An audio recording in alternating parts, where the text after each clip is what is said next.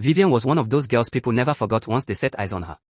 She was very beautiful, with smooth ebony dark skin that glowed in the sun, average height, and a womanly figure that made heads turn everywhere she went.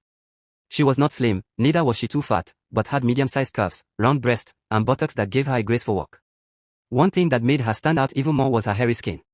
Fine black hair covered her arms and legs, yet it looked natural and only added to her beauty.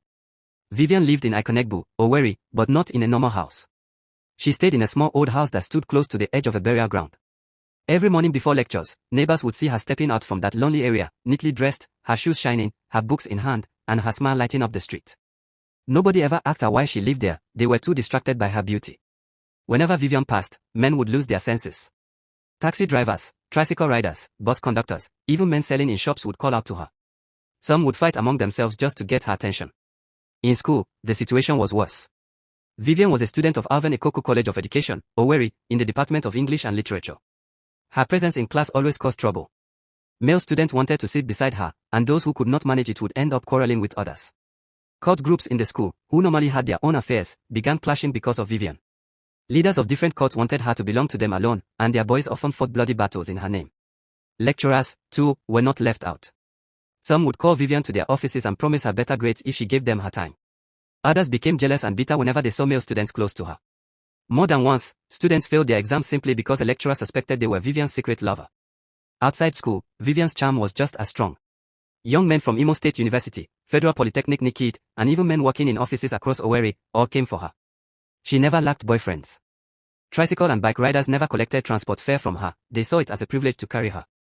Even taxi drivers argued to be the one to take her home, hoping that she would one day call them her man. All her bills, her food, clothes, rent, and even books, were paid for by these men who competed to please her. Yet, Vivian was not an ordinary girl. One quiet evening, a tricycle rider named Emeka stopped his vehicle near the burial ground in Ikonegbu to ease himself. As he stepped into the bush, a strange cold wind blew around him. The sound was like a whisper, and the hairs on his skin rose immediately. Curious and a little afraid, he peeped through the bushes into the burial ground. What he saw froze his blood. From one of the old graves, the ground shifted and cracked open. Slowly, a figure rose. It was a young woman, tall and beautiful, with glowing ebony dark skin. Her eyes shone in the moonlight, and her neat hair bounced as she climbed out of the grave. It was Vivian. Fear gripped Emeka, and for a moment, he almost ran away. But he told himself he was a man, and with trembling courage, he decided to follow her from a safe distance. Vivian walked gracefully, as if nothing had happened, carrying her handbag and books. She headed straight to the road, stopped the bike, and rode off. Emeka quickly jumped back into his tricycle and followed quietly behind. She entered Alvin Ikoku College of Education as if it was a normal day. She went straight to her department, greeted her classmates, and sat down as if nothing strange had happened.